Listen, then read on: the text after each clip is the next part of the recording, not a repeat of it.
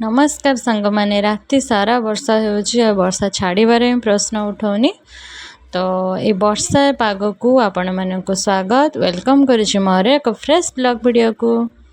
तो आज ना मे माँ झील बाहरी टे मंदिर जावाई आम पाख मंदिर सिंदूर गौरा माँ पाखक।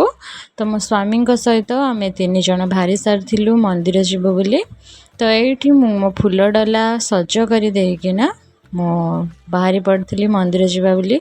पाग टिके भल करथिला तो आमे बाहरी पड़ी मंदिर जीव बोली। तापरे आमे मंदिर पाखरे पहुँच जाइलु। देखि पारुथिबे मंदिर पूरा रोड साइड रे आ एटा पछरे ना माँकर नुआ मंदिर तैयारी होउची।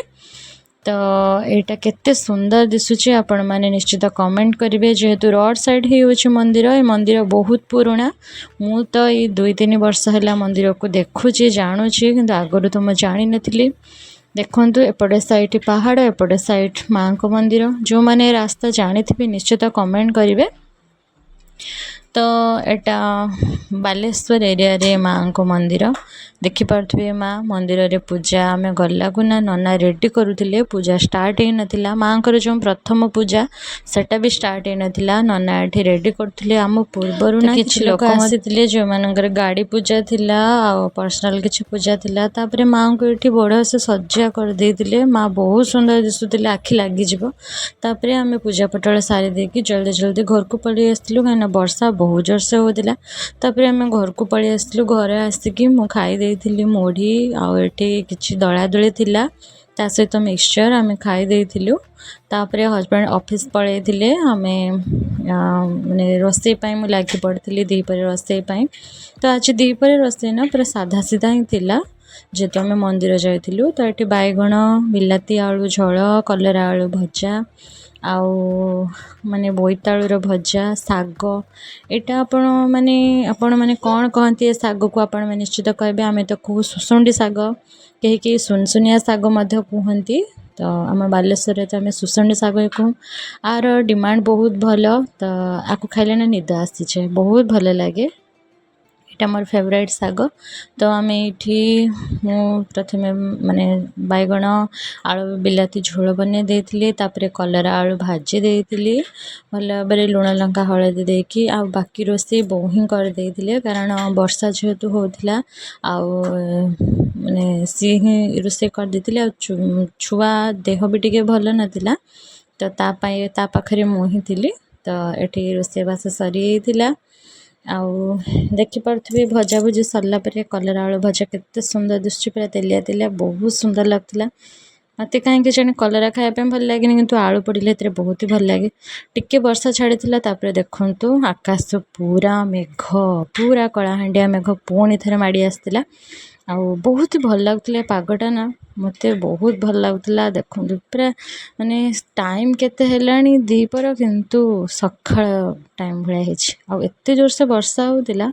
आम घर पाखे देखते केमती बन्या पा चली आसी पूरा पूरा बन्या पानी धूप देखा मझे आम घर आ चारि पाखरे पानी कौन केमती वर्षा जो होची। आठी सब खाद्य रेडी होता कलरा भजा आ झोल बो गोटे बिलाती आलू रोटे पतुआ करते जोटा कि पूरा असम लगता बहुत सुंदर लगता। तो मुझे नहीं आसते खावाई आउ यहाँ थी दीपल। तो संध्या होता संध्या बेल को जेहेतु वर्षा छाड़ू नाला तो लगातार वर्षा होता। वर्षा पागे तो जानते कि चटपटा खायापे भल लगे कि माने तेल छणा जिनस खायापे तो बहुत भल लगे। तो हजबैंड को डिमांड थी टिके पूरी मटर तरकारी टिके निश्चित बनब। तो मु मटर तरकारी बनवा टाइम रे झील मो फोन धरी तो मुझे वीडियोटा बन पारि ना। तो ये मुझे पूरी छाणी देउतिली माने अट्टा मैदा मिक्स करी। तो माने पूरी मु छाणी देइतिली आउ पाग एते सुंदर थिला वर्षा पाग की पूरी मटर तरकारी माने पूरा जमी गला। सांग माने आपण माने केमती कौन ए वर्षा रे एंजॉय करचंती निश्चित कमेंट करिवे। आपण गाडे वर्षा हेउची ना नाही। हमार तो वर्षा छाड़बार प्रश्न ना टिके छाड़ी हो टिके होची राति सारा वर्षा होची। तो ये मुझे पूरी छाणी दे कि नली आनी सांग मैंने जमती कहते पापड़ नली पापड़ जो छोट छोट माने हार्ट सेप्र आउ नली टाइप्र से गुड़ा सब आनी तो मत कहते कि गोटे टे छाणीदेव गरम गरम खायापे भल लगे।